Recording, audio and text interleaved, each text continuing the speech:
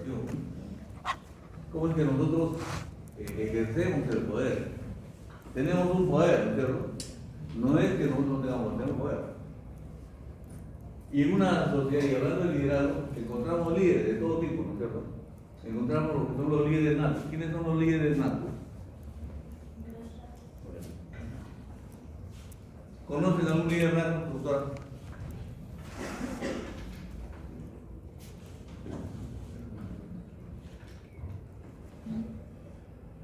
¿En tu promoción hay algún líder nato? Sí, hay líderes natos. ¿Qué líder nato conoce, doctora? ¿Cómo identificamos a un líder nato? Todo puede levantar la mano, todo puede hablar, pero hay algunos que hablan y hablan con propiedad. Son bien estructurados en su decir, ¿no es cierto? ¿Hay algunos así en la promoción? No me digan que no, yo creo que sí. Siempre hay. Y en la sociedad peruana, ¿qué líder nato conoce?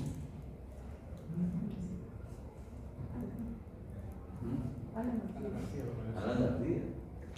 Podemos no estar de acuerdo con él, pero era un líder. Ese señor, cuando íbamos a inaugurar una IPRES en Magdalena, llegó al centro, no tenía ningún contacto. Ese día llegó media hora antes de la inauguración y en 5 minutos me dijo que es una UA, que es una IPRES, 5 preguntas. Le expliqué y el tipo salió y habló hora y media. Ustedes dirán de tonterías, no. El tipo bien estructurado. Y claro, no puedo. Eso es un líder, ¿no? Pero no es tan líder nato, ¿no es cierto? Líder nato es aquel que se levanta, se para y todo se calla. No un profesor, porque acá es diferente, ¿no? Si se porta mal, lo calamos. Y ese es el poder que tiene, la autoridad que tienen los profesores en este caso, ¿no? Pero también en un centro de salud tiene el poder el médico. Teóricamente sí. ¿Lo ejerce? Probablemente no. Y no lo ejerce por miedo, por temor. Y eso no debería ser así, ¿no? Deberíamos entender que el poder tiene que ejercerse, sí, pero el tema es que hay que ejercerlo bien, ¿no? Y no haciendo uso de mi, porque es mi amigo, le paso todo. Porque no es mi amigo, lo crucifico, ¿no? No hay nada.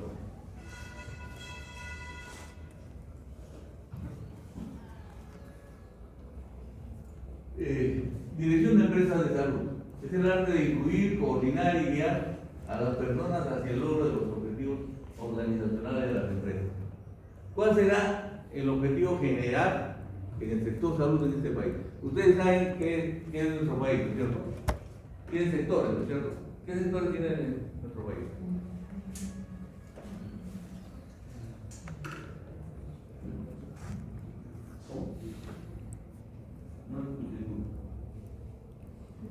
Bueno, el Estado, el país es un país, está constituido por toda la gente, pero la gente, para que este país pueda funcionar, tiene que tener un Estado. El Estado es el Estado peruano, lo sabemos, ¿cierto? Pero el Estado, para ejercer, se divide en sectores. ¿Cuáles son los sectores que conocemos nosotros?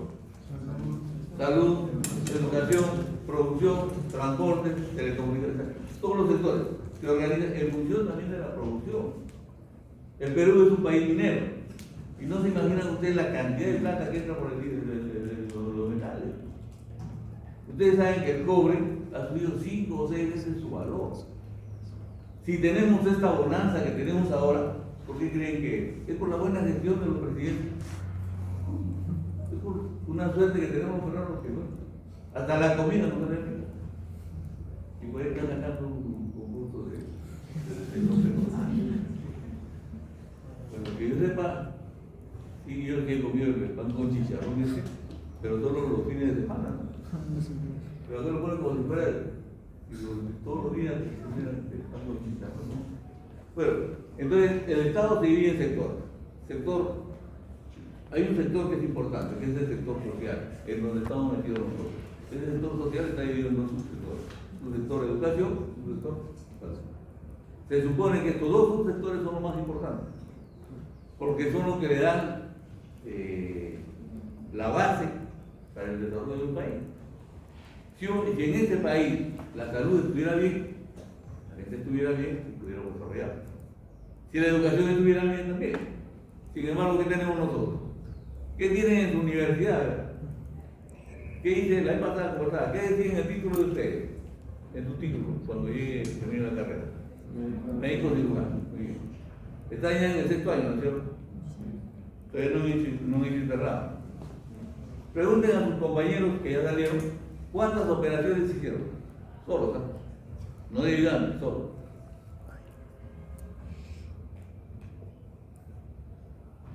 ¿Qué debería saber mínimo como cirujano? Un apéndice. Un apéndice, por lo menos. Un parto. En mi tiempo sí se hacía. Estamos hablando de hace 50 años.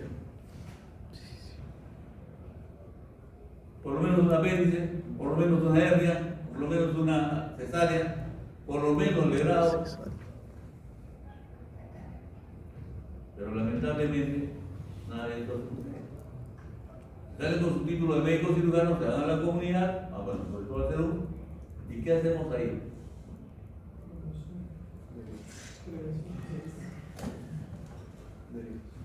Llevamos los libros para leer, o la computadora para leer toda la computadora.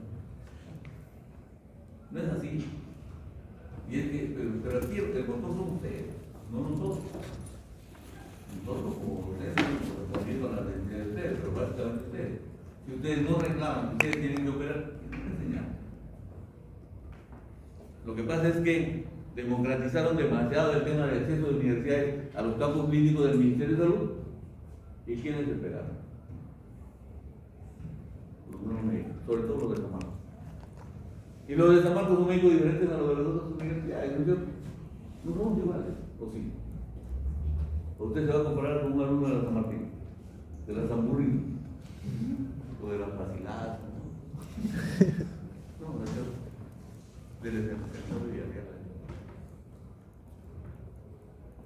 Entonces, pero fíjense, parte del liderazgo de ustedes y que ustedes llevaban y que definitivamente, no sé si recuerdan ustedes que en el año 61 hubo un sismo en San Marcos, que se fue una buena cantidad de docentes, casi todos esos docentes fueron a la universidad, a la calle está, y se llevaron todo.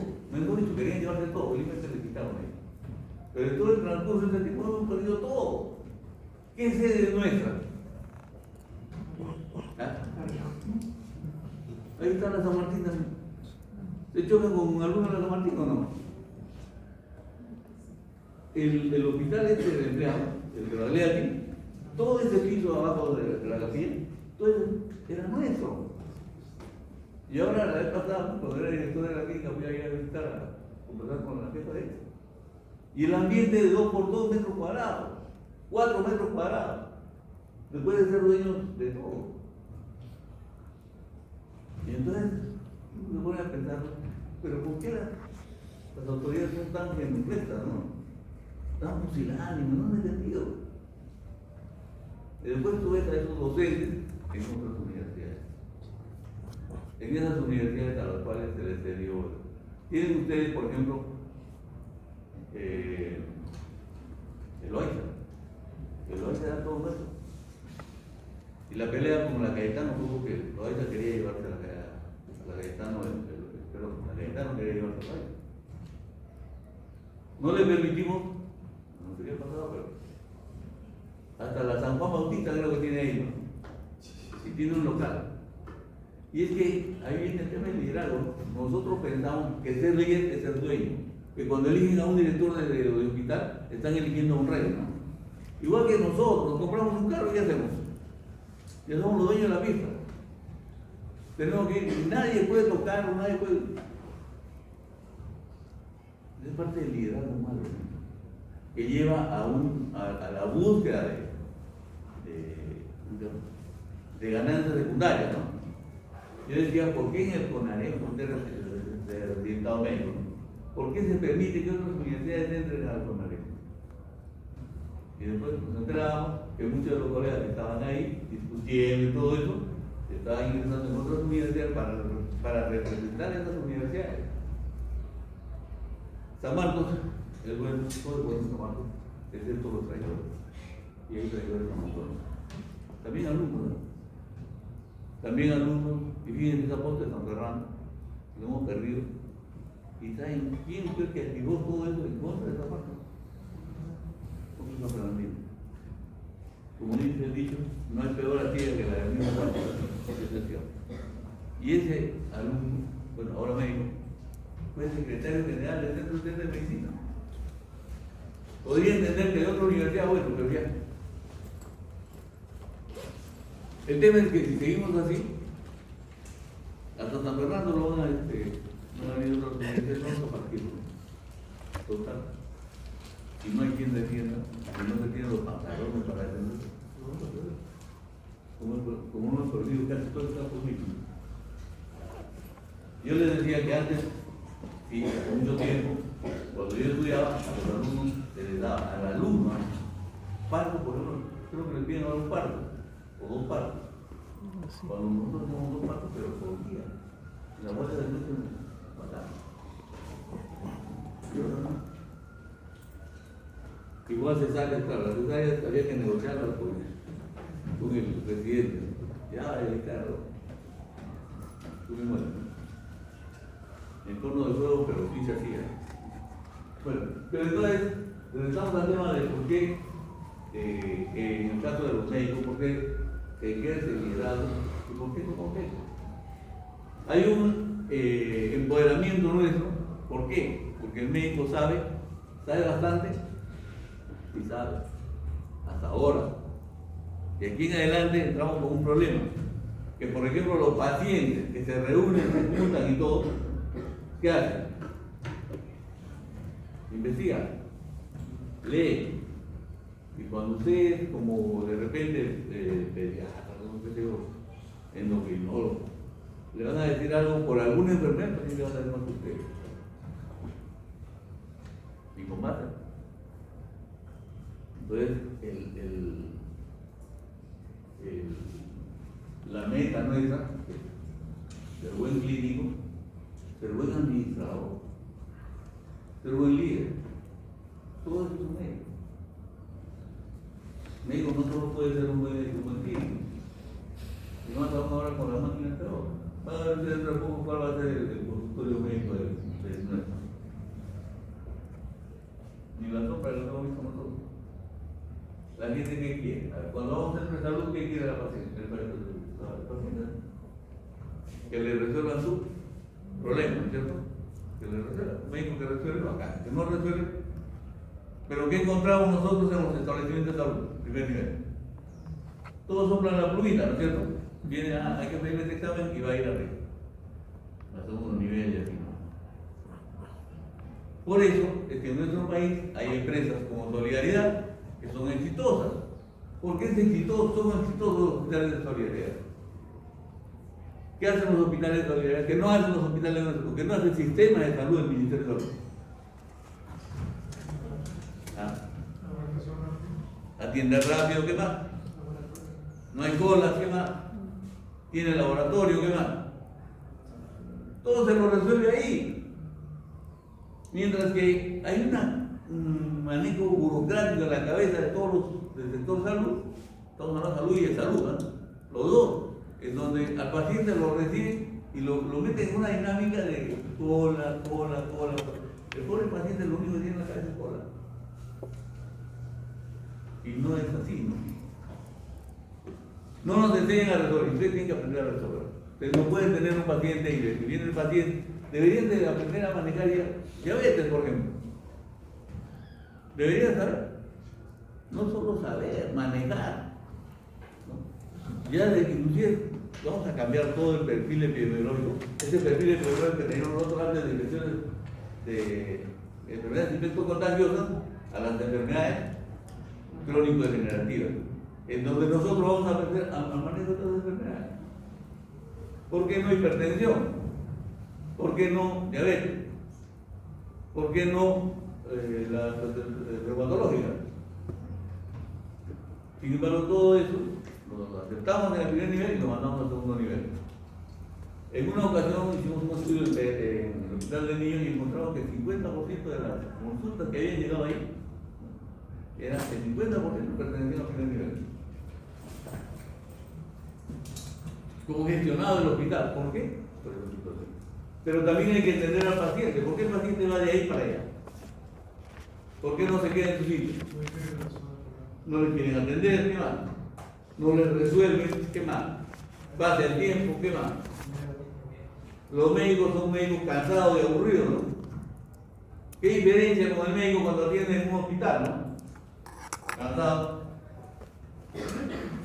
Y es el mismo médico atendiendo en una clínica. En el hospital sale y grita que venga el 4, ahora es 5. ¿Ustedes creen que ese médico se atrevería a hacer eso en una clínica? Parte del liderazgo que tenemos que aprender nosotros, muchachos. Ustedes han recorrido un buen camino, pero falta ir entrando a temas de profesionalización y entender que la carrera médica es un liderazgo que nos ayuda. A donde vayan, a la comunidad que vayan, médico, no médico, o comunitario, o cualquiera, el médico siempre va a ser un líder. Y su opinión siempre es escuchada, ¿no? Decíamos entonces que la dirección es el arte de influir. ¿Cómo influyo yo en la gente para que pueda venir? ¿No es cierto? Si yo tengo un lenguaje negativo, definitivamente nadie va a venir. Pero si yo tengo un lenguaje proactivo, la cosa es diferente. Si yo soy un jefe que le digo, señora, no venga donde el médico tal porque es un vago, ¿qué creen que estoy logrando? La gente va a decir, ese médico es vago. No, toditos son vagos. Y ese efecto que queremos tener a veces es contraproducente completamente con nuestra institución. Y lo menos que pueden hacer ustedes es hablar más del otro. Aunque nosotros ya sabemos, ¿no? Pero la verdad, ¿no? Coordinar y guiar a las personas hacia el logro de los objetivos organizacionales de las empresas, ¿no? En este caso de salud. ¿Cuáles son los pilares fundamentales? El primero es el poder, la autoridad, la responsabilidad y la delegación de funciones. Poder es la capacidad de influir en alguien, ¿no es cierto? ¿Cómo es que se influye? Y creo que estábamos comentando desde hace un rato ya, ¿no? El primero es el tema de que sabemos o no sabemos. Siempre se habla de que existe en el mundo una asimetría de la información. El médico sabe mucho, el paciente sabe muy poco. El médico basta que se ponga el mandil y es otra persona. El médico sin mandil, más que obvio que no tiene la misma edad que el que tenga mandil. ¿No es cierto? Entonces, las indicaciones, y aquí podríamos hablar varias cosas, ¿no? Si el médico sabe mucho, el paciente sabe poco, ¿qué es lo que se va a instaurar ahí? Esa simetría, ¿no es cierto? Pero en la simetría, ¿qué vamos a encontrar? Vulnerabilidad del paciente. Entonces el médico se aprovecha. Eso se aprovecha entre comillas. ¿Por qué? Porque sabe mucho, pero sabe mucho y ¿qué hace? Hace con el paciente lo que él quiere, ¿no? No le dice, señor, usted tiene que hacerse una glucosa, urea y creatinina en cualquier sitio, en cualquier sitio, en cualquier laboratorio. Y no, usted va a ir a este laboratorio porque yo confío en él. Quiere una ecografía, usted va a ir a este lugar porque yo confío en él. Y cuando vemos, nosotros tenemos que este paciente y este médico sobre todo, y por si acaso existen los laboratorios. Ustedes han visto, un tema un poco aparte, ¿no? En los hospitales, ¿qué hay alrededor de los hospitales? Laboratorios, ¿no es cierto? ¿Y qué hace el laboratorio? Rayos X, ecografías y todo eso. ¿Qué hace? Creo que la vez pasada les comentaba que un médico, San Martín, por si acaso, un más negativo de San Marcos, un tipo que valoraba los equipos en el hospital para mandar a sus pacientes a su clínica.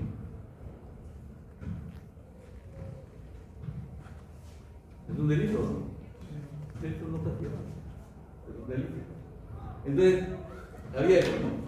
Pero en el caso de la Secretaría de Información, que creo que ya hemos conversado sobre este tema, el médico sabe mucho y obviamente se convierte en ¿cómo se llama? El que le hace daño en este caso al paciente, ¿no? Yo no sé, pero siempre hago un ejemplo que es importante. Por ejemplo, el papel de los medicamentos en la atención médica, ¿no? ¿Cuál es la población mundial, a ver, doctor? ¿Cuántos humanos hay en el mundo? Exceptuando los chinitos. ¿Sabe cuánta población hay en el mundo? ¿No sabe? 8.000 millones. Doctora.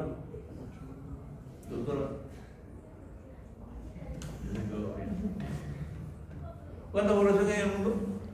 8.000 millones. 7.000 millones, pero miren este cálculo simple, 7.000 millones de personas. De esas 7.000 millones de personas, ¿cuántas son adultas? Probablemente, vamos a poner el 50%, ¿no? Vamos a poner 3.000 millones. 3.000 millones. De esos 3.000 millones, probablemente el 10% sufra hipertensión arterial. ¿Cuánto es? Son 300 millones. Que cada uno recibe una pastilla de un antihipertensivo por día. Cada pastilla vale $1.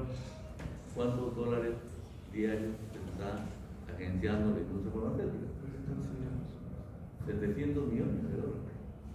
Y por 365 días al año. Entonces ustedes se explicarán por qué muchos médicos se meten al tema de estas investigaciones. Ustedes saben que del 100%, el 95% de las investigaciones están ¿cómo se llama? Financiadas por la industria farmacéutica. Bueno, pero entonces el médico tiene ese poder, ¿no? de incluir en el compromiso de otros, ¿no? Hay médicos que son muy empáticos, fácil hacen empatía. La semana de San Fernando es algo bonito para recordar, se recuerda mucho en la comunidad. Entonces, el médico hace uso en este caso de lo que es la persuasión, ¿no? Las sanciones, lo que les decía hace un momento. Creo que como máximo ahí es llamada de atención siempre privado, premio siempre público, ¿no? Recompensas o control, que es lo que se hace con ustedes, ¿no? El control de la asistencia. Pero usted ya se pasa, no es mucha más.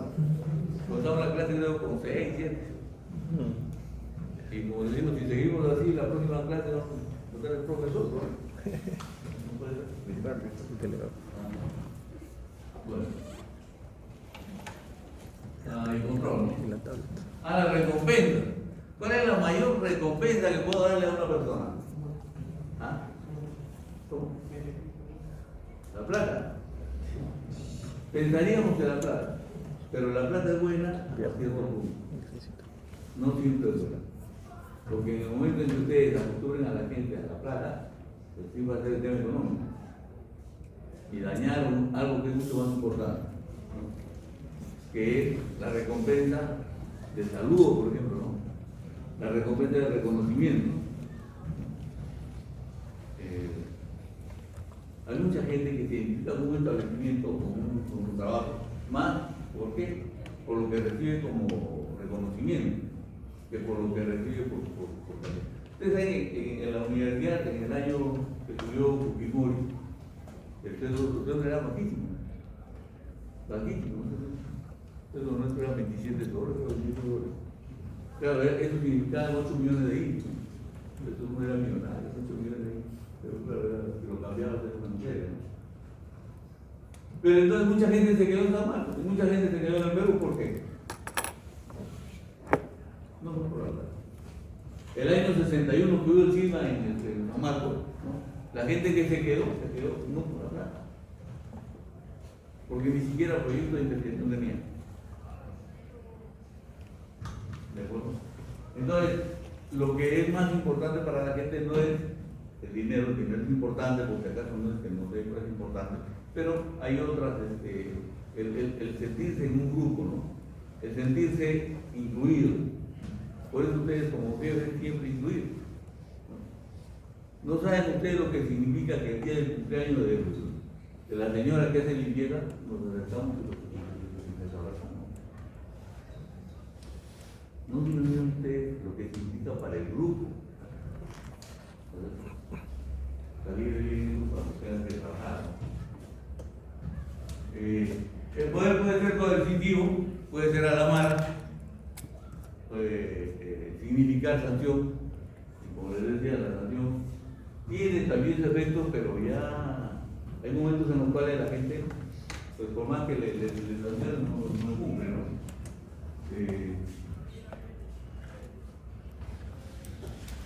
Con el poder equilibrio que tengo de todas maneras, el experto, el ser médico, es un expertise que hace que nosotros tengamos poder, y así sencillamente, ¿no?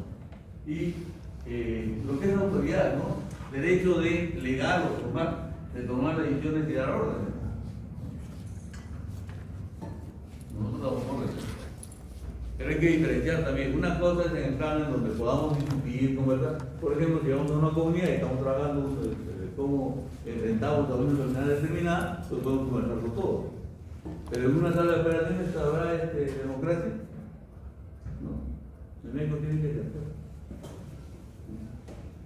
Claro, si les contara lo de mi tiempo, pues horrible, ¿no? De ahí insultaban mi caballero. Quisiera de otra universidad, pero bueno, se basa en el cargo o posición dentro de la organización. Este es otro tema. ¿Ustedes saben lo que es el manual de organización y funciones?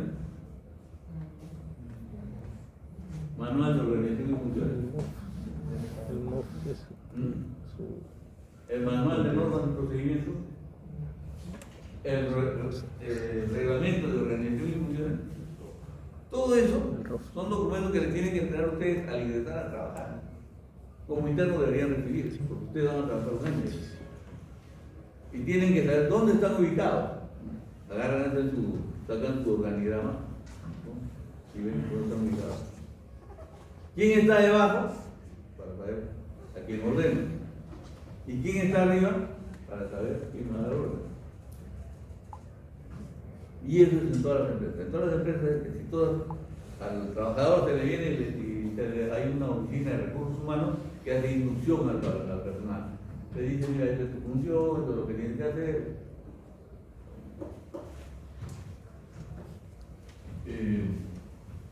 Bueno. Esto es bien importante, ¿no?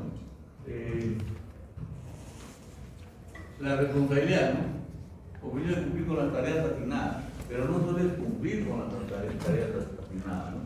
La gran diferencia que hemos encontrado nosotros entre lo que significa la gerencia en Perú, por ejemplo, todo lo que ha pasado en el país, en América Latina, con otros países, como por ejemplo Alemania y sobre todo Japón.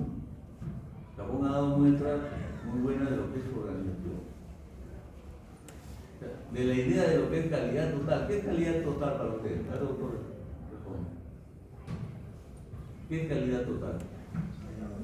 Que todo el proceso y el producto salga. ¿Cómo? Perdón.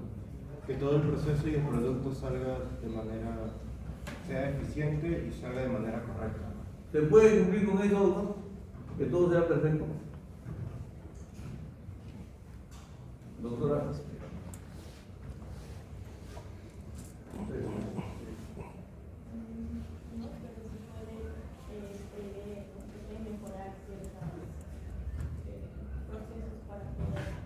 ¿Por qué tenemos ese pensamiento siempre nosotros? Pensar que podemos hacer y bueno, ir enmendando en el momento, en el camino. Díganme usted, ¿y el paciente? ¿Creen ustedes que el paciente está obligado a esperar que ustedes sean especialistas? ¿No? O sea, tenemos que hacer las cosas perfectas desde el comienzo. Y la primera perfección es ¿cuál? Por lo menos venir a la clase. ¿Se cuenta? Creo que no estamos calibrando bien las cosas y pensamos y nos estamos durmiendo en la gloria de ser San Marquino. Ser San Marquino es bueno, pero también significa esfuerzo. Ustedes han Estados Unidos, sobre todo España, ahora España, promociones de ser de San Marquino en España, Italia. Y obviamente también en Estados Unidos, en Australia y en Nueva Zelanda. Bueno, pero de todas maneras sí es necesario que nosotros entendamos que no puede haber otra cosa que hacer las cosas perfectas. ¿No es cierto? No puede ser que yo diga, no, esta vez me equivoco y para la próxima ya no me voy a equivocar. Oye, ¿y si fuera tu mamá? ¿O tu hijo? No puede haber esa posibilidad, ¿no es cierto? Mejor dicho, existe la posibilidad, porque existe, ¿no? Pero no deberíamos aceptarla nosotros como una situación normal, ¿no? No hay ese porcentaje de error del cual nosotros estamos hablando ahora, ¿no? Y por último, delegación de funciones, ¿no? Es la asignación de tareas y autoridad a otros miembros del equipo. Requiere confianza, claridad en los objetivos, es otro tema, ¿no? Nosotros sabemos mandar.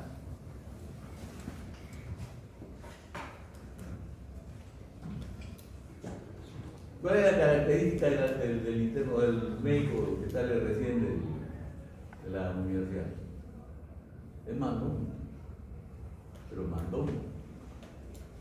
Y muchas veces no tenemos criterio de lo que estamos mandando. Y no debería ser así, ¿no? O sea, tengo que saber qué se va a hacer para poder mandar. Luego nos convierte en aparatados. Cuando hablamos de una empresa saludable, estamos hablando del ambiente físico de trabajo. El ambiente físico de trabajo, hablemos de los centros de salud. ¿Es un buen ambiente físico los establecimientos de salud en nuestro país? Ninguno. No hay ninguno. Las clínicas por ahí, pero ninguno. Vamos a ver el tema de arquitectura sanitaria, por ejemplo. ¿Han visto ustedes esas camillas? Bueno, las camillas. ¿Alguna vez han sido paciente? ¿Alguna? ¿Sí? ¿Los han llevado en camilla? ¿Saben lo que se siente tener un cálculo renal, tener un cálculo? Y que te lleguen así, y que cada vez que te pasa. Y ustedes saben que el cólico es el cálculo implacable, ¿no? Te duele pero todo. Y no hay forma. Una de las cosas cuando uno no hay forma de que baje con alguna posición antártica, no hay. Yo me rebocaba, me tiraba, nada. Estaba cerca de la clínica, me fui a la clínica, yo con mi carro llego a la clínica y veo que era un interno de la salud. No, pero no por nada, sino porque lo conocía, ¿no? Ya en la noche ya tuve que ingresar, ¿no? Pero entonces estamos hablando de que se necesita o se requiere un ambiente físico de trabajo adecuado, ¿no es cierto? Debemos de, ahí es otro tema que siempre nos agarra por ahí a los médicos.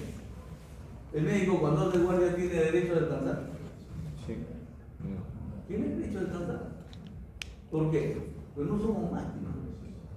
No, por más que digan ya, tu horario es de 8 a 8, 8 de la mañana a 8 de la noche y no vas a descansar porque tienes que trabajar. Pero son seres humanos. Y el error aumenta cuando tú descansas menos. Nadie dice que, bueno, también hay de vergüenza, ¿no? Que van a ir a descansar, que van a ir a dormir la mona, ¿no? No puede ser. Estamos hablando de la arquitectura sanitaria. Fíjense ustedes, ¿cuántos de los hospitales que hay en Lima han sido construidos como hospitales? ¿Todos? Es más, hay incentivos en los hospitales, ¿no?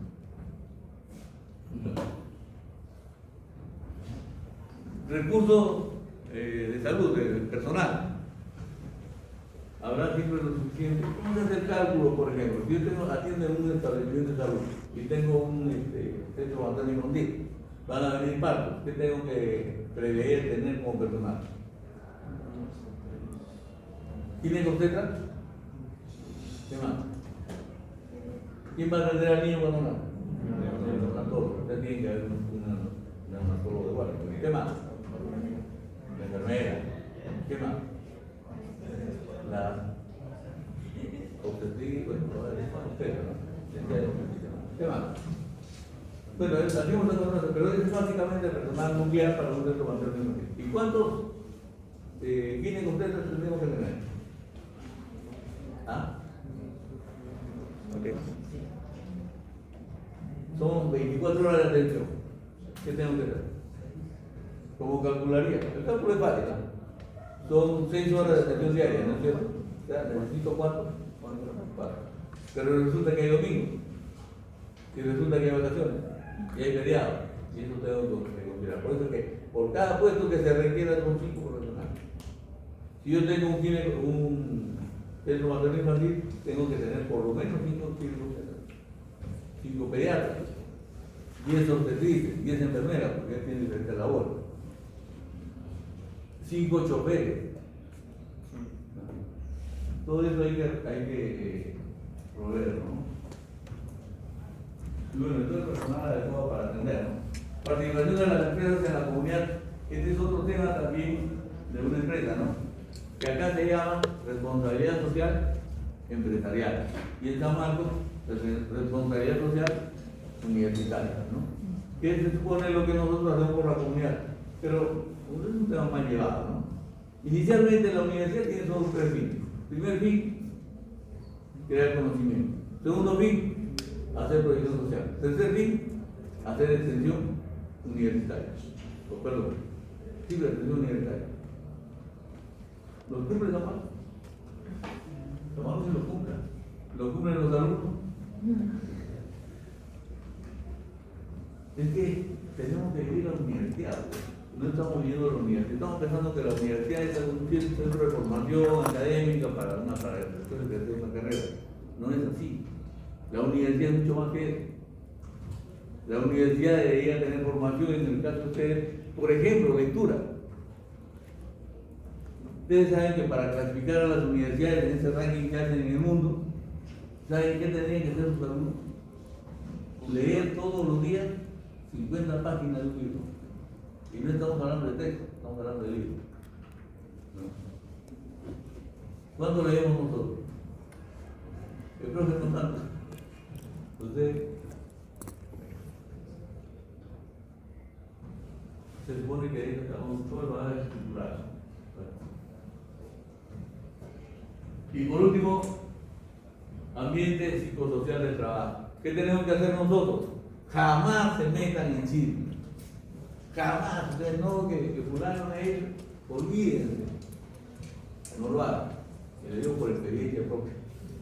Escuchar también lo digo. Yo por escuchar, ¿por qué? Porque que menos pues piensa que ya, no solo he escuchado, ha hablado.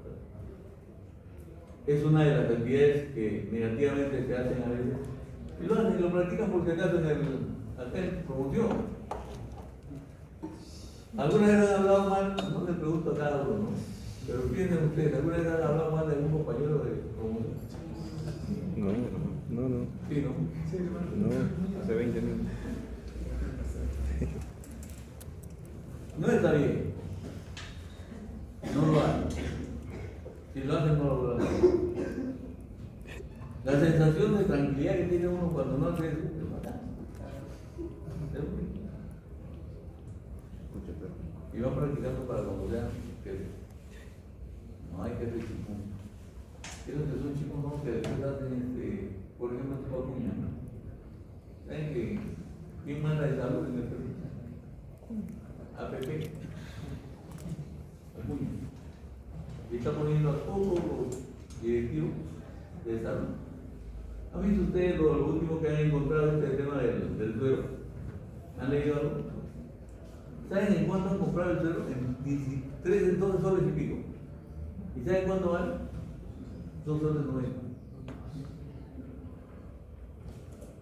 Bueno, no era ni diferente, pero.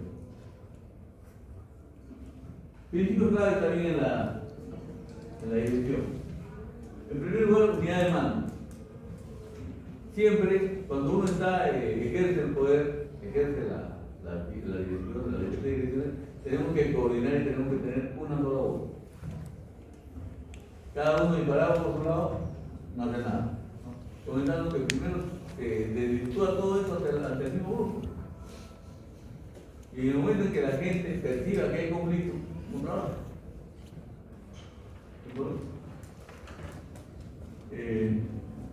Cada coordinador debe tener un solo superior para evitar conflictos, ¿no? El hombre creo que por naturaleza parece estar destinado, parece que estuviera predestinado a dirigir, ¿no? A mandar, más que mandar, y no es amplitud de control, hay un límite en la cantidad de personas que un gerente puede dirigir, ¿no? Eficazmente. No podemos, fíjense, este es un tema que se ve bastante en los hospitales. ¿Ustedes saben cuál es el número aproximado de camas que debería tener un hospital más o menos número para que esté bien dirigido? Le comento, ¿cuántas camas tiene el hospital Carrión?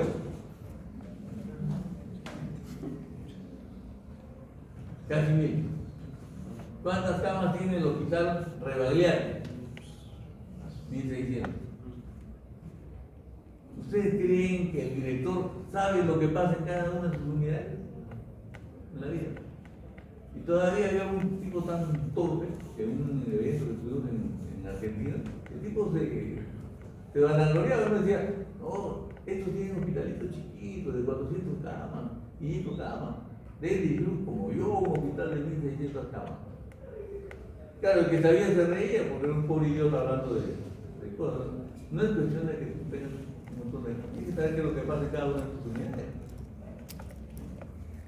Ustedes han visto todo el tema de corrupción, el Perú es tremendo. No se imaginan, y de lo que uno se entera. Yo estoy jefe de logística en un proyecto. Y era pues enterarse, ¿no? El hermano de un ministro, ¿no? Que era militar, y que fue a comprar iban a comprar un ecógrafo. El ecógrafo estaba valorizado en $35,000, yo conozco bien, hasta 70 y tantos mil dólares. Documentado.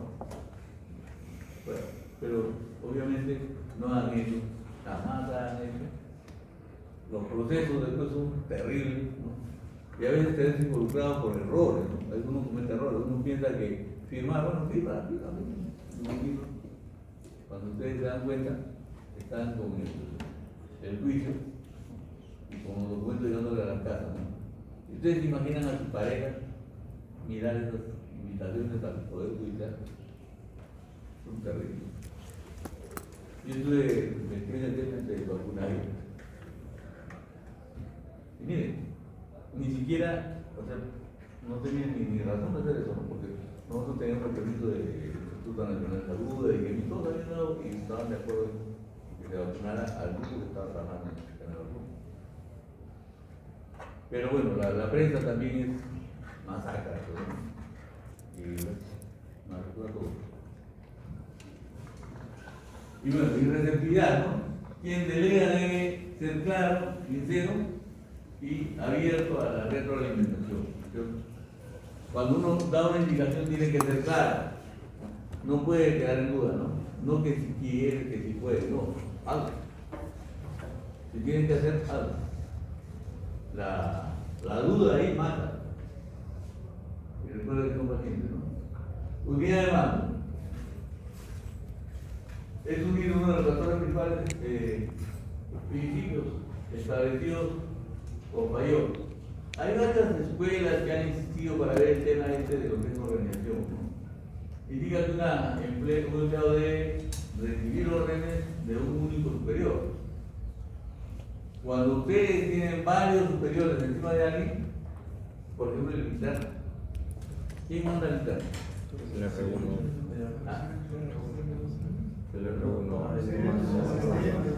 Todos, hasta la limpieza. La verdad que es el chupe, el doble, pero no debería ser así. ¿Quién debería mandar al interno? Tú, tu tutor, tu profesor. El R1, R2 no tiene nada que ver. Sino que, como bueno, estamos ahí, está él y siempre nos enseña algo, bueno, ya bacán, ¿no? Pero no debería ser así. El objetivo es evitar conflictos entre superiores y entre los empleados. Pero el conflicto siempre va a existir, ¿no? Desde el primer momento, cuando entramos acá y yo les dije que venía a la clase, se molestaron varios conmigo, ¿no? Pero bueno, así es la vida. En todo caso, no se hace por ¿no?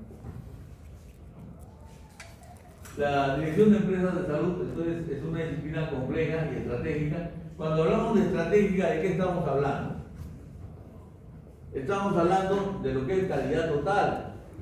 Estamos hablando de que las cosas se tienen que hacer bien. No como a veces hacemos, ay, aquí en el curso de tal, ¿no? Como profe buena gente, le prestamos cualquier cosa, total. Se supone que no debemos hacer eso. Se supone que tenemos que ser íntegros, ¿no? El que se engaña, o sea, no engañan al pueblo porque ya saben, ¿no? Yo ya veo todo eso. Hasta me conozco los errores ortográficos que hemos cometido en los proyectos. No debería ser así.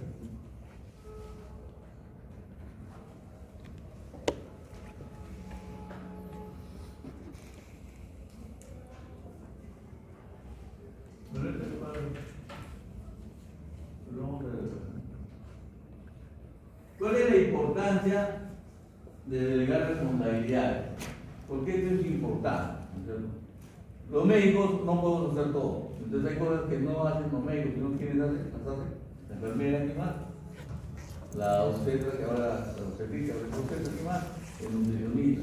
Entonces nosotros vemos que en todo hospital, ¿no es cierto?, hay un nivel superior que, ¿cómo se llama? La dirección. Pero por encima de la dirección, ¿qué hay?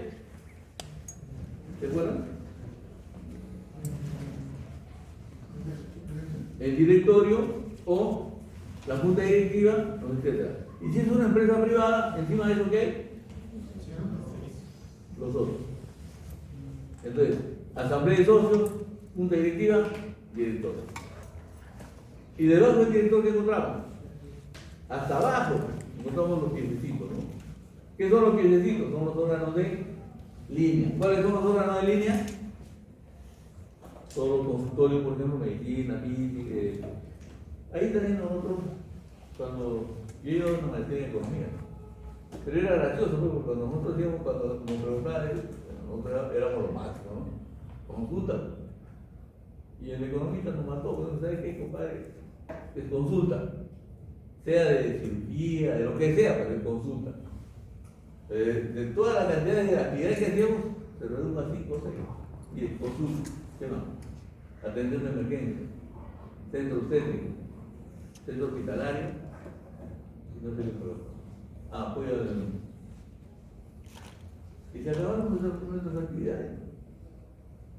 Claro, uno pensaba, claro, no es lo mismo una atención obstétrica que una atención pediátrica, pero en esencia sí son lo mismo. Y desde el punto de vista económico es un servicio. Y un servicio es un bien que la gente compra. Y esa gente, ese bien se compra de diferentes maneras. O la paga el cliente, ¿no? O la paga quién? El Estado. O de repente hay un copago. Una parte la paga el Estado, otra parte la paga el paciente. Ejemplo. MINSA. ¿Qué tipo de servicio es? ¿Quién paga? El Estado. ¿No es cierto? Y el paciente paga algunas cosas, pero no es la esencia de su... En la sanidad de las Fuerzas Armadas y Fuerzas Policiales, perdón, hay 4 prestadores de servicios, ¿de acuerdo? MINSA, en salud, sanidad de las Fuerzas Armadas y Fuerzas Policiales y privado. Entonces, el MINSA tiene esa carrera. Y en salud, ¿qué cosa es? ¿Cómo se llama? Prepago. Prepago. ¿Por qué? Porque yo pago todos los meses una cantidad de dinero para atender a yo y a mi familia. Y con pago es lo que pasa con las Fuerzas Armadas y Fuerzas Policiales. Ellos pagan, o sea, hay un seguro, pero cuando van a atenderse y necesitan medicamentos, ¿sabe qué? Esto le cubre, esto no le cubre. Entonces, eso que no le cubre tiene que pagar, se llama copago. Bueno, entonces,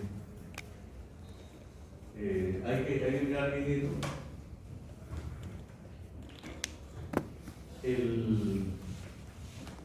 Había hablado de los prestadores de servicios de la salud. Aparte de los prestadores están los que financian, y ahí entra el seguro social. Generalmente en otro país, bueno, todos tratan de cumplir todas las funciones, ¿no? No debería ser así.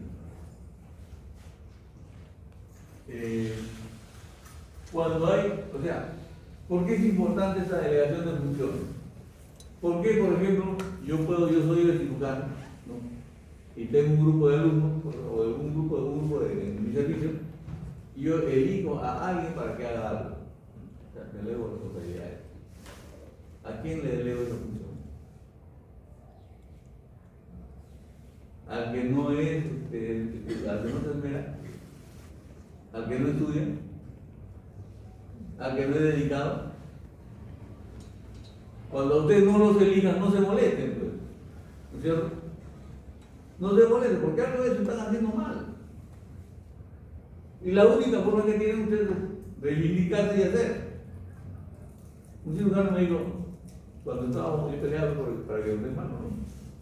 Y a mí le dijo, ¿cómo le vamos a dar mano? No se esfuerza. Y de verdad, a mi costado había un interno que era un mago. Un mago. Bueno, como consejo para el internado, es conveniente estar al costado de un compañero de guardia que sea humano. Porque él no hacía nada. En realidad todos los ciudadanos, el personal de ahí te conocía o me conocían y me daban mi cosa. Dice todo. Él no hizo casi nada. Pero más por su situación, ¿no? Entonces, recuerden que se premia siempre, y ustedes cuando sean profesionales tienen que hacer lo mismo, van a premiar a los talentos, van a premiar a los mejores. Y cuando ustedes les digan, ¿sabe qué, doctor? Usted mañana va a operar, alegre. Porque ese día les están diciendo ustedes son buenos. No porque peleen, por nada, porque realmente el profesional lo ve. Y lo ve trabajando.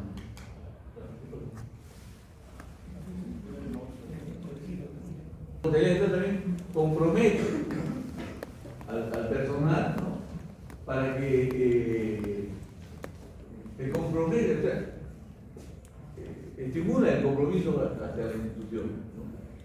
Igual como con ustedes, pero con ustedes es más fácil, ¿no? Porque todos le decimos San Fernando, San Fernando. Es multitudinario.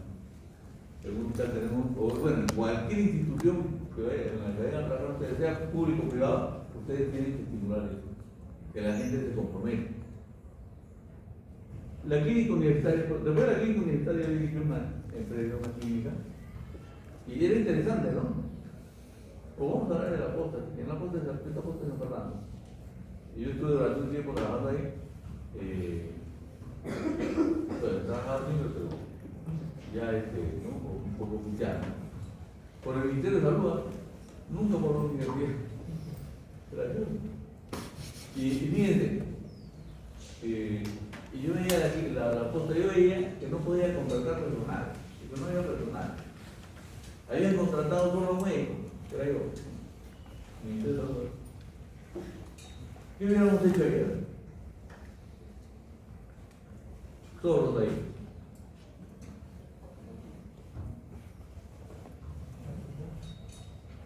A ver, ¿qué hubiera hecho? ¿Ah?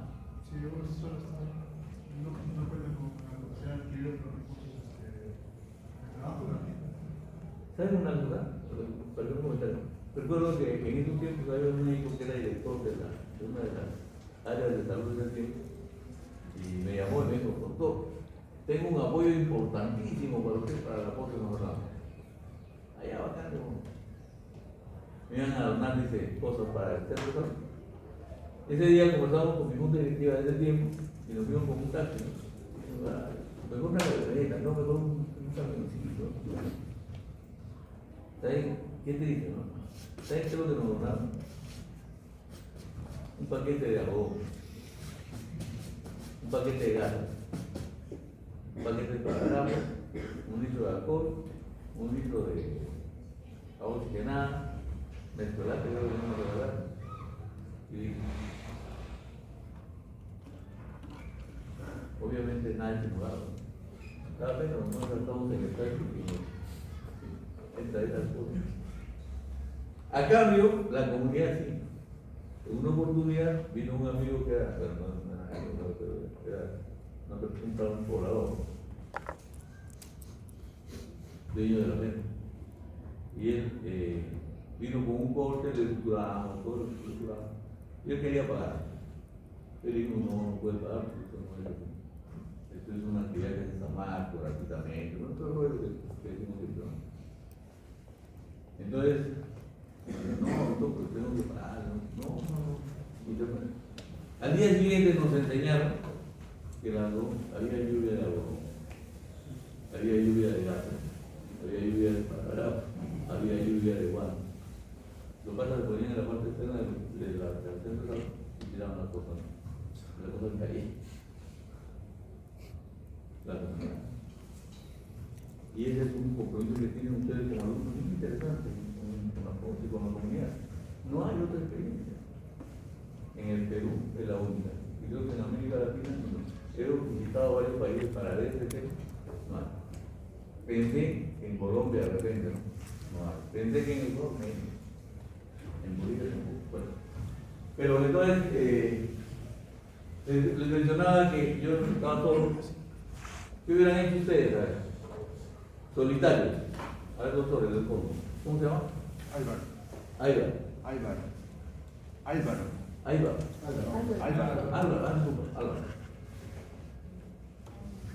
Usted está solo en su centro. Va a hacer su Perú. ¿Qué hace? Además, Perú no es Perú, no es Perú. Puro cerro. ¿Qué haría usted? Bueno, en la punta de ahí nos optamos porque los alumnos no podían ir todos los días de la semana, entonces había que formar promotores de salud. Formamos promotores de salud y conseguir que la iglesia nos donara los certificados. ¿Por qué? Porque algo siempre hay que tratar de retribuir con algo a la gente, ¿no? Eso habla de ustedes como creyentes, como editores, habla muy bien, ¿no? La gente, pues obviamente va a donar su trabajo, pero también hay que reconocerles algo. Felizmente no tenían que viajar de donde la zona para. Esas trabajadoras eran 12 trabajadoras menores. Las 2 están en el Ministerio de Salud, 8 se quedaron en la posta y 4 fueron a otros establecimientos de salud, todos en el mismo. Pero obviamente ya había alguien que me hacía estadística, alguien que me hacía admisión, alguien que me hacía curación de heridas y todo eso. Entonces, sí hay recursos. Y la otra cosa son ahora los institutos, ¿no? Vayan a cualquier instituto, hay personas. Bueno.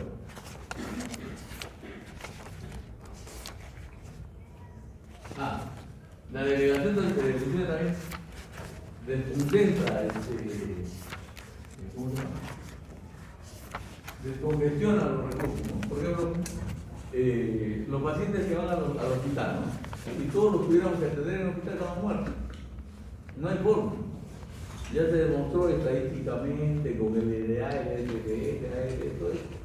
Por todos los médicos se ha demostrado que no es posible. Pues hay que delegar, hay que votar a la gente, perdón, no sé, hacer que la gente vaya a todos los niveles, ¿no?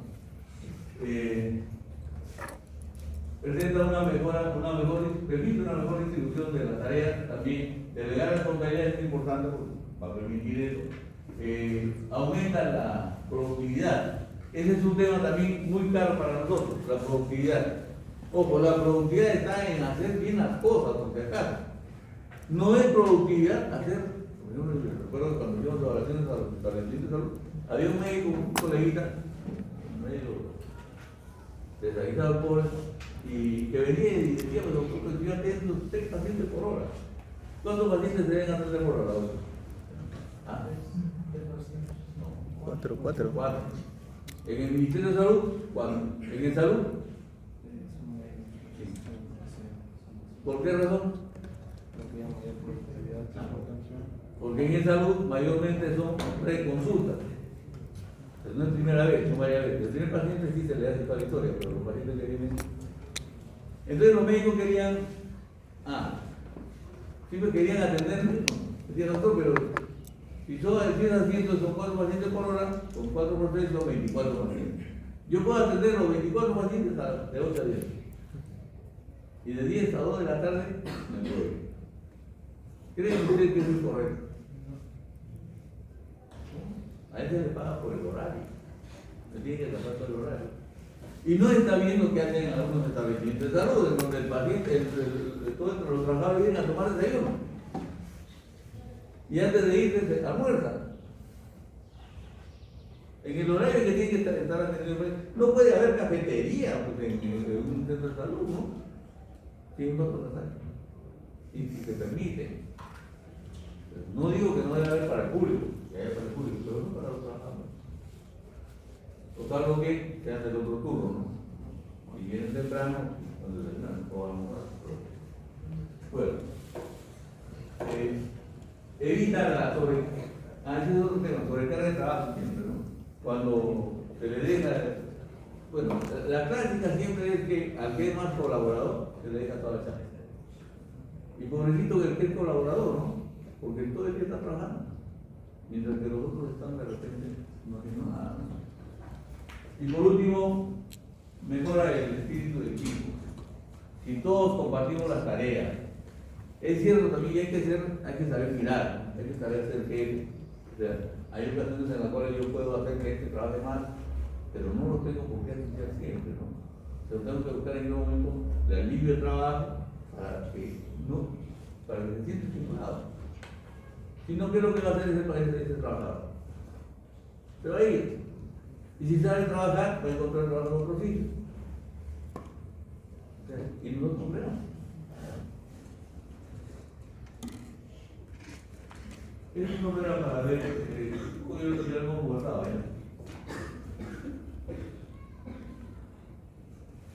Entonces, entramos al tema del liderazgo, ¿no? Define una influencia que se ejerce sobre las personas y que permite incentivar para que trabajen en forma entusiasta. Ese es también otro tema, ¿no? ¿Cómo hacer para que, cómo harían ustedes para que sus trabajadores hagan las cosas pero con gusto? La primera motivación es la plata, sí. Pero llega un punto en el cual, por más que le den más, es más, todavía va a pensar que tiene derecho a eso. Y en ese momento se perdió el norte, ¿no? ¿Qué haría el autor? Sobre el reconocimiento del trabajo, si lo está haciendo bien. El reconocimiento. Esa palmadita que den la espalda cuando un pata hace un buen trabajo o un trabajador. Eso es crucial. También el personal se siente estimulado, ¿no? Y lo que les decía esto de la llamada de atención también es gravísimo. El liderazgo es la función que ocupa una persona que se distingue del resto, ¿no? Eso es lo que les decía, ¿no? Acá, de líderes, por ejemplo, hemos tenido algunos, creo que hemos tenido en el último milenio, la última centuria de Ciudad Latina, no de otro. Ni de izquierda. A pesar de que los de izquierda tienen una perspectiva mejor, porque es más fácil defender al débil, ¿no? Bueno, y el que fue alcalde de Lima que llegó a segunda vuelta con Alan. Bueno, Barranco. pero Barrantes también era otro el estilo de Barrantes, pero era muy bueno. La diferencia es que era más íntegro. A Alan García lo acusaron de muchas cosas. No sé si sea cierto, no voy a traer ese plan, pero a Barrantes nunca lo acusaron de nada. Ya si te acusan por algo, ¿no? Y nunca a Barrantes. Por si acaso yo también trabajé para la gestión de Barrantes, y gratuitamente. Mucho que agarrar ese punto. Porque, a ver, ¿ustedes conocen lo que es el vaso de leche? Ustedes saben que el vaso de leche, para que se implementara, había que empadronar a todos los niños menores de 6 años. ¿No es cierto? Pero primero lo hicimos en la posta. Empadronamos a todos los niños, todos los. Vean ustedes a los niños los domingos en la tarde, ¿no? Ahí a encuestar, ¿no? Y es una labor que ustedes han hecho y han hecho muy bien, ¿no? Obviamente no ustedes los que estaban, pero yo estoy seguro que si eso sucediera ahora, igual se haría, ¿no? Esos chicos, después de ahí, me acuerdo que los gobiernos, después de aprender, pues, en algún momento nos terminamos desplazando hacia Huaycán. Huaycán es una comunidad autogestionaria que la creó Barrate, que queda en la carretera central, ¿no? Por Carapón o por ahí. Y nos íbamos con un grupo de alumnos. El viaje era hora y media. Y hora y media de eso, estamos acá a las 9, 10 de la noche. Pero eso, por ejemplo, lo trabajamos. Díganme, ¿qué motivación tenían los alumnos? Porque plata no le daba. Nunca le dimos un solo sol, nunca le hemos dado un solo sol a los alumnos. Y el trabajo que lo hacían era pulcro. Cuando los amigos del Ministerio de Salud venían a la pota, ¿no? Y venían y le decían, doctor, lo que pasa es que los chicos se están paloteando. Y dije, mira, en primer lugar, cogimos varias encuestas y nos fuimos a corroborar. Era verdad. O sea, los datos que habían puesto ahí eran ciertos. Entonces el trabajo estaba bien hecho. Y esa posta tenía un poco de mala suerte en el sentido de que creo que en este país hacer las cosas bien debe a mucha gente, ¿no?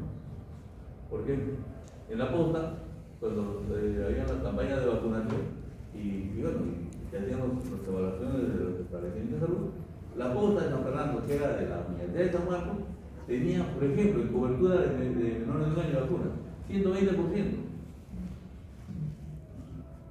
Entonces, los imbéciles del Ministerio de Salud venían acá a decir, pero es mentira, no puede ser el 120%. Porque es verdad, si tú te pones a hablar, el 10% es lo máximo, ¿no? Pero no se pusieron a pensar en algo que era que pasaba en la comunidad. ¿Saben qué era? Que la gente de la posta, la población de ahí, habían tenido sus hijos, y sus hijos que habían ido a vivir a Huaycán, ahora eso se va a ir a Carapón. Y los días domingos venían ahí a 7 de octubre del pueblo. Y ahí los agarrábamos nosotros. Claro, nosotros no sabíamos que eran vacunados. Entonces, cuando veían el 120% decían, no, acá están falseando información, que los alumnos, que no se puede creer. Bueno, cuidado por eso. Ningunear el trabajo así, ¿no? Finalmente tuvieron que ¿cómo se llama? Convencerse, ¿no? Pero lo triste es que, o sea, el alumno en este caso, en la universidad, tenía que demostrar que lo que había hecho era correcto. Y eso que no nos pagaban. En algún momento nos dieron una movilidad de 20 soles a los alumnos, ¿no? Acá. Pero fíjense, y sin embargo los alumnos trabajan. Y sin embargo los alumnos trabajan y bien. Y la comunidad moyana también. ¿Por qué? Porque la comunidad veía que los chicos iban. Miren el tema del liderazgo que tienen en este caso los alumnos de la universidad en esta comunidad. Que por ejemplo, los días de semana no hay pacientes en el centro de salud. Y en el día domingo hacen cola. Y van alumnos, y ellos saben que van alumnos, ¿no? No es que les estamos vendiendo datos por liebre, ¿no? Saben que van alumnos. Pero el alumno tiene dos cosas que son muy igualadas. Una es el tiempo. Pero no es un paciente, es el tiempo. Podría poner a un paciente ahí y estar toda la mañana. Un solo paciente. A veces no es eficaz, ¿no? Pero podría estar todo el día con un solo paciente. Y dos, que aprendía algo que tenemos que aprender nosotros, hipertrofiarla, correcto, saber escuchar y aprender a callar. Porque el 70% de la patología que ustedes van a ver es problemas psicosomáticos. Entonces, para eso, ¿cuál es la única terapia que tenemos? La mejor terapia, mejor dicho. Escuchar y aconsejar. En otras palabras, tratamos enfermedades, o tratamos enfermos, no curamos enfermedades, tratamos enfermos. Entonces, pues sí, hay una valoración que hay, y que creo que ustedes también cuando vayan a su comunidad, o bueno, a sus establecimientos, donde vayan, siempre recuerden estas cosas, ¿no? nunca lograrse, siempre trabajar al mismo nivel. Son personas igual que nosotros. ¿No? Probablemente la vida les ha golpeado demasiado y de repente hasta por eso nos van a tratar de repente mal. No está bien, no es correcto, pero también pongamos un poco los zapatos de ellos. ¿No? Si yo voy a un centro de salud y no me atienden bien, ¿qué hago? Me molesto, me mato. En el caso de acá, los chicos van y son reconocidos por esto, por la dedicación que le dan al paciente por un lado y por otro lado el tiempo. Y encima, los chicos ganan bien. Hoy día en la mañana tengo un grupo de docentes de otras universidades, estoy hablando de Cayetano nada más y la de estamos viendo este tema de la formación médica y estas cosas. Y justo ahí estábamos viendo sobre eso, ¿no? Y la calidad de la gente está muy diferente a otras universidades, ¿no? Todo el esfuerzo que le hacen y lo que hacen, ¿no? Para que el paciente sea bien atendido. Y yo les decía que en eso, hasta en eso los chicos avanzan. Miren, uno de los problemas que tenemos nosotros ahorita en la atención médica de primer nivel es que el paciente, la familia, no percibe que la atención sea especializada. Y están yendo o no están yendo médicos especializados, que han sido posteros antiguos y que están yendo ahora a la posta. Y van su dominio. Eso lo hemos programado con docentes de acá de San Marcos. Lo hemos programado. Nunca han ido. Si van, porque por definición, porque les gusta, son posteros. Les invito a ustedes, si quieren ir también, vayan, porque es importante. La relación médico-paciente, el manejo de la relación no es fácil. Y bueno, en este caso también lo hizo. Y ese es un tema que yo estoy trabajando hoy día, ¿no? Es cómo hacer que la gente perciba calidad de atención, ¿no? En su servicio. Que no tengan que buscar el hospital. Porque si va a buscar el hospital en ese momento se perdió todo. El paciente tiene que ir a un centro de salud y sentir que es calidad. Y yo creo que la clase pasada la mencionaba. En Colombia, pedí ir al puesto de salud magnífico. En ese puesto de salud había, no sé decirlo, ¿no? Pero había equipo de rayos X y había el corazón. Acá, ni el laboratorio, ¿no? El laboratorio sí. Entonces yo sobre todo que está más simplificado la cosa debería ser como yo lo quisiera.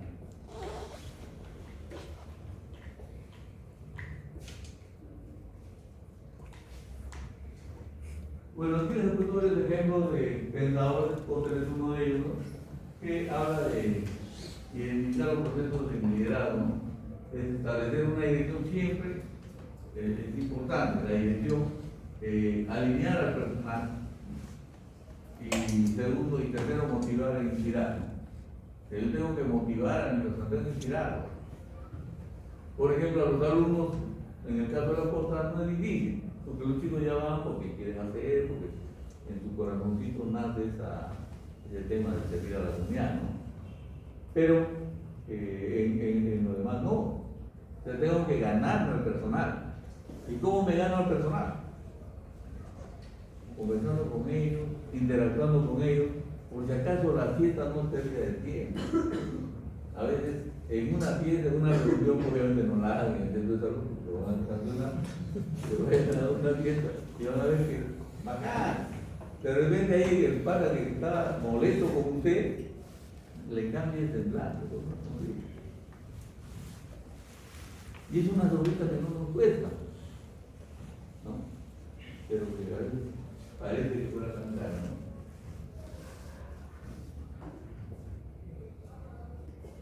Bueno, esto es para definir nada más las creencias. Había algo que yo quería mencionarles con respecto a los tipos de liderazgo que hay, ¿no? Hay un liderazgo que es ¿cómo se llama?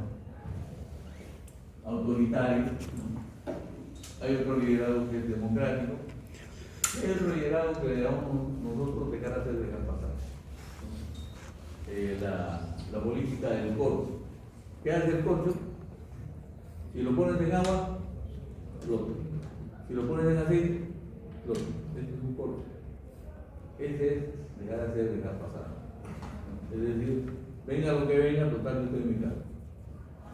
Pero no es así, porque hacer gestión significa ponerme como dice, el mameluco y la boca para ir a trabajar.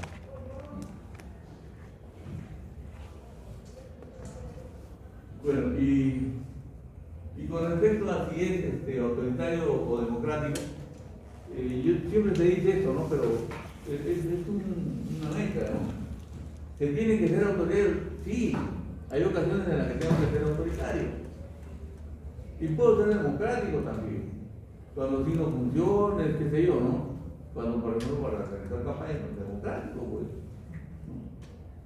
Y dejar hacer, dejar pasar también cuando hay trabajadores que realmente ya no tienen cura. Perdió todas las esperanzas. Lo que debemos hacer es cambiarlo. Pero el sistema de defensa de los trabajadores es muy fuerte, ¿no? Se defiende bastante al trabajador, ¿verdad? No cometan nunca, como les digo, el error de llamar la atención de un público. Llámenlo a una esquina, señor, ¿sabe qué usted está haciendo mal? No es. Si usted lo dice en público, si alguien grabó, peor. Bueno, son las diferencias, ¿no? Entre un líder y un gerente, ¿no? Obviamente un líder es más que un gerente, ¿no? Fíjense ustedes, vamos a hablar de un líder, un gerente, dos, hizo recordar a Barrante y a Alan García, ¿no? Los dos eran muy buenos. Y fíjense, los dos eran así. Barrante era prisa y después se cambió a la izquierda. Alan García, que era de Labra, era de la Internacional Socialista, y él durante el primer gobierno fue lo hizo, pero estaba pata, ¿no? Se apareció, como decían, como castigo Fujimori, era porque habíamos tenido a Alan García como gestor, ¿no? ¿no? En el segundo gobierno cambia. Y define un poco lo que es la propiedad privada, el tema de la liberalización de la economía. Y cambió bastante, ¿no? Se dice que los porcentajes de crecimiento son tremendos en su gobierno. La pobreza se redujo un 20-30%. Ha crecido de nuevo, estamos cerca de los mismos antes de este gobierno, ¿no? Y eso es uno de los indicadores que se usa para ver la capacidad del sector, ¿no? Bueno, ¿alguna pregunta?